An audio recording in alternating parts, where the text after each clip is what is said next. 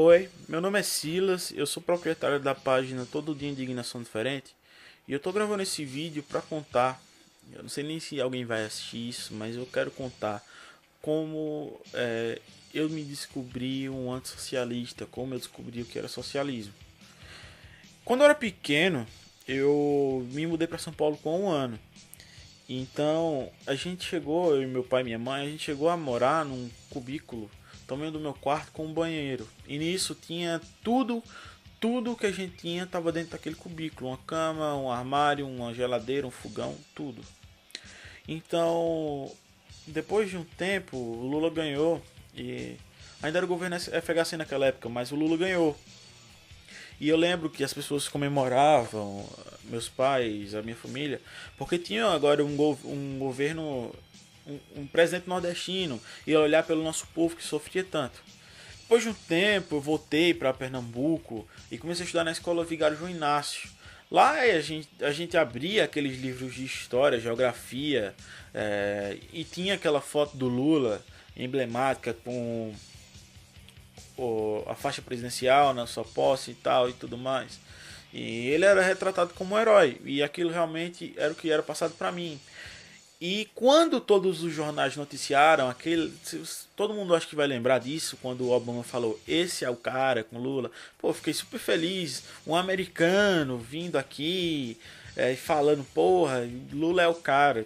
Tá entendendo? Isso foi uma coisa que apenas aumentou aquela admiração por Lula que eu tinha.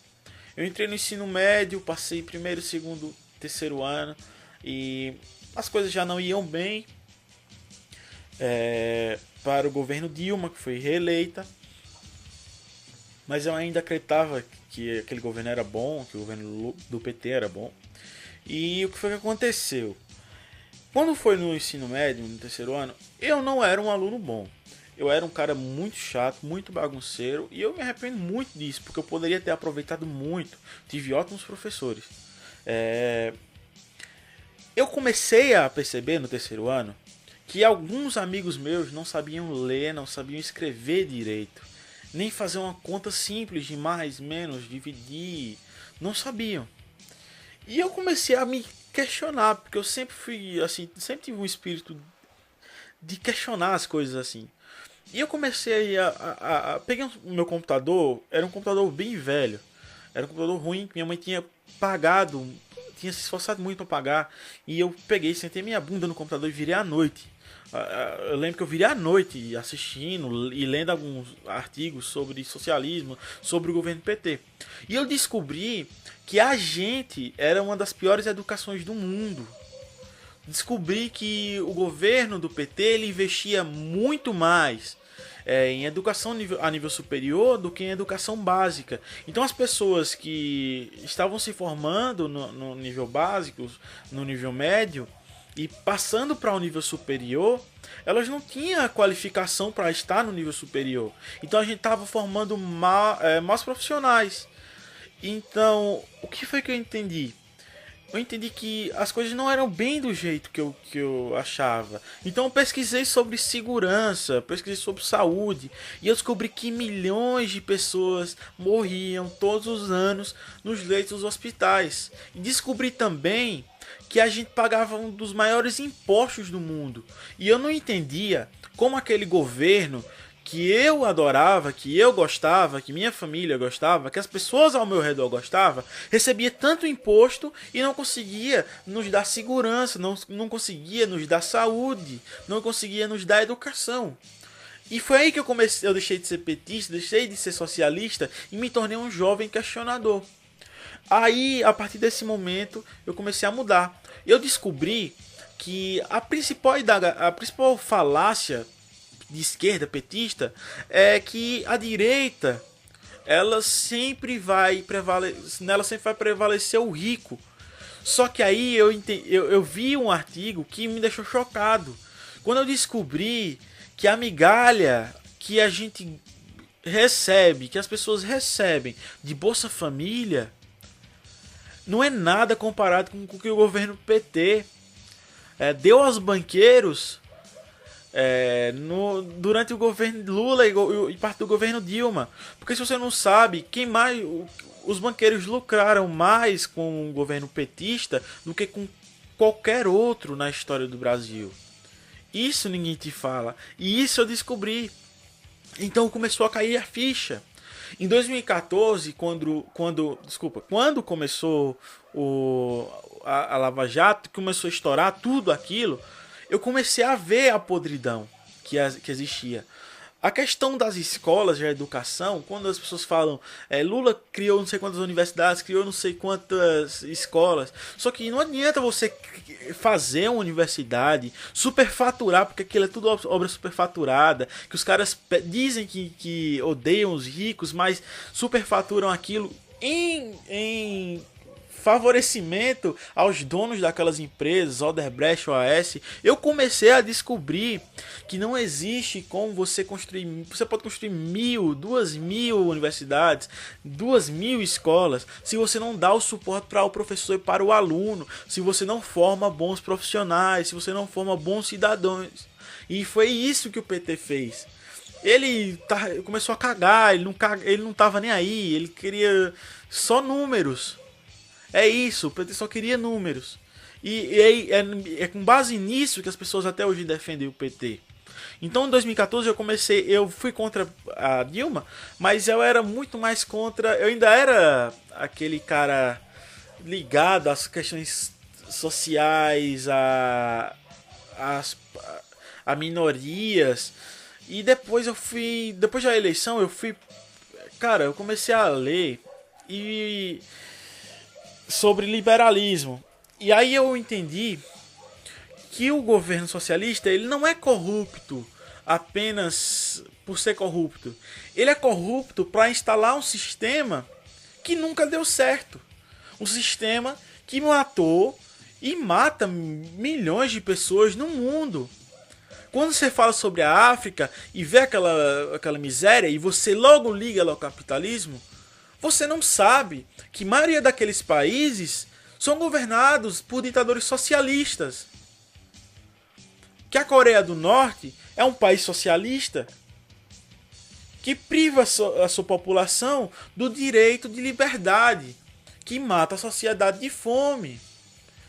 Que a Venezuela é um país que matou mais de 200 jovens em protesto nos últimos 2 anos. Que as pessoas comem cachorros e gatos e estão tendo que migrar para o Brasil.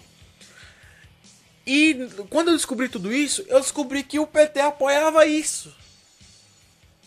E que em todos esses países passaram pelo processo de corrupção que o Brasil passou hoje para se tornarem o que são agora. E minha cabeça explodiu.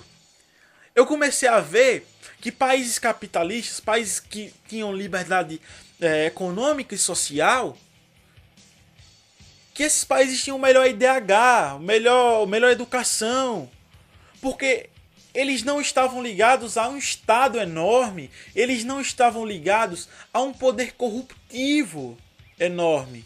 Se há uma corrupção na empresa, ela não afeta o povo de modo geral. Mas se há uma corrupção generalizada num estado, ela afeta a população de forma direta. E foi isso que eu comecei a entender. Eu comecei a entender também que o governo de esquerda, todos esses governos nos últimos 33 anos foram de esquerda. E aí eu me tornei liberal. Eu li Mises, eu li outros escritores e eu me tornei liberal. E descobri que há um grande preconceito em se falar que você é de direita no Brasil. Porque a esquerda ela demonizou as palavras direita e capitalismo. E tem gente que acredita que o socialismo ele luta por igualdade. O socialismo ele só faz uma coisa, ele segrega as minorias e as controla. Olha só como é a hipocrisia. Nos Estados Unidos, os democratas antigamente, eles lutavam para que a escravidão continuasse, enquanto os republicanos lutavam contra a escravidão e a favor da liberdade dos escravos. Hoje, Eles se infiltraram tanto na cultura e na educação mundial que a gente entende que os republicanos são contra as minorias, contra os negros, e os democratas são a favor. Então é incrível isso.